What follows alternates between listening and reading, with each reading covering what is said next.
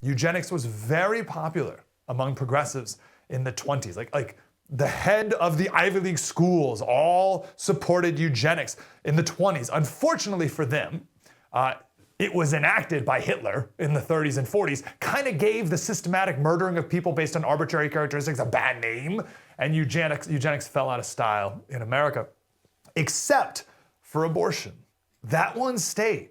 This idea that it's better to kill the undesirables, right? Maybe we can't kill the undesirables after they're born. Okay, we can't do that, but at least we can kill them before they're born. That's what people are saying today. And these are the people who think that they have the moral high ground on this issue. Margaret Sanger, she is the founder of what became Planned Parenthood. She wrote in 1922, she wrote a book called The Pivot of Civilization, and she said, "We are paying for and even submitting to the dictates of an ever-increasing, unceasingly spawning class of human beings who never should have been born at all." How about that? An unceasingly spawning class of human beings who never should have been born at all. They're the ones calling the shots, so it's better just to kill them now. That's the founding mentality of Planned Parenthood. And that same mentality exists today. In that same book, there's a whole chapter called, it's free online. You can just Google The Pivot of Civilization. You can read the book yourself. It's called, she has a chapter called The Cruelty of Charity. You want to talk about the difference in worldview? You want to talk about the Christian worldview, where charity is a value and a virtue, versus this atheist, pagan worldview, where they talk about the cruelty of charity?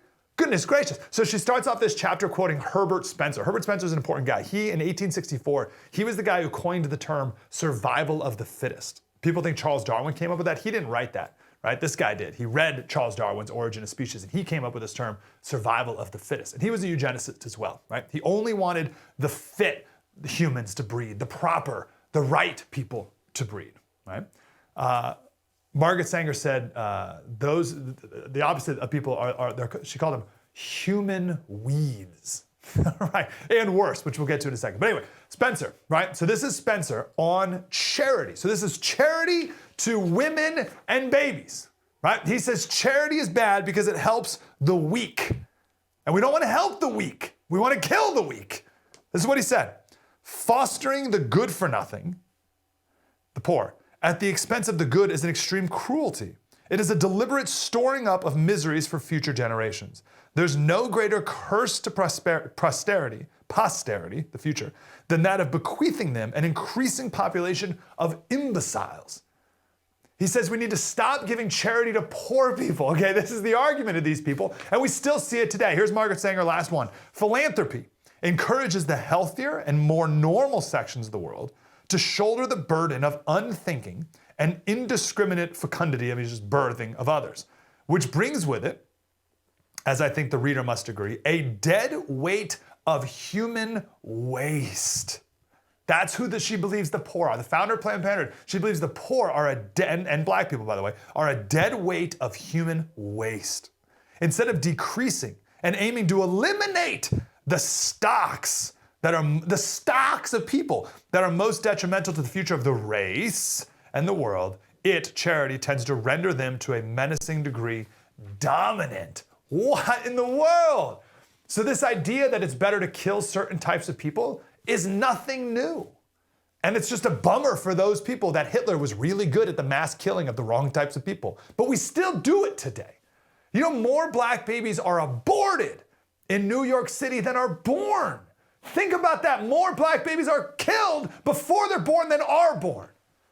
The abortion rate for black women nationwide is 5 times the abortion rate for white women. Talk about disparate outcomes. Oh, we hear about from the left are disparate outcomes, and every time there's a disparate outcome, it means there's racism involved. You want to talk about disparate outcomes? 5 times the rate. But for some reason, to the left, this one isn't racist. You are. Think about that. I think this is like mind-boggling.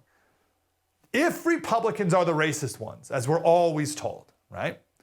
You would think it would be Republicans who would be calling for more black babies to be killed, right?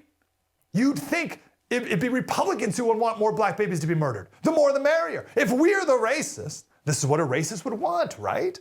A racist would say, hey, there's too many black babies.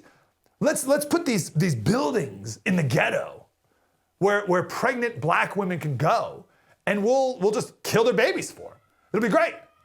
You would think that's what Republicans would be saying.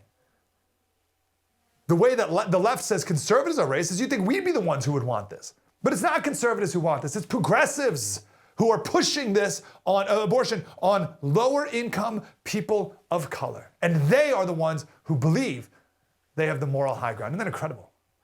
It was Jesse Jackson himself. 1977, he wrote this beautiful essay against abortion, right? This is before he fell in line with the Democratic talking points, right? So he wrote this editorial. You can just Google Jesse Jackson abortion 1977, it'll pop up. And he called it a black genocide, right? Black people are 13% of the population, but 37% of all abortions. And he wrote, at the end, he said, what happens to the mind of a person and the moral fabric of a nation that accepts the aborting of the life of a baby without a pang of conscience? And I encourage you to read the whole editorial, it's beautiful. But that he's talking, that was 1977. Today we have a shout your abortion movement today, right? What is that shout your abortion movement? Well, that's an attempt to cover up that pang of conscience that someone has. We'll get to that later. You'll also hear people say, Slater, why do you even care?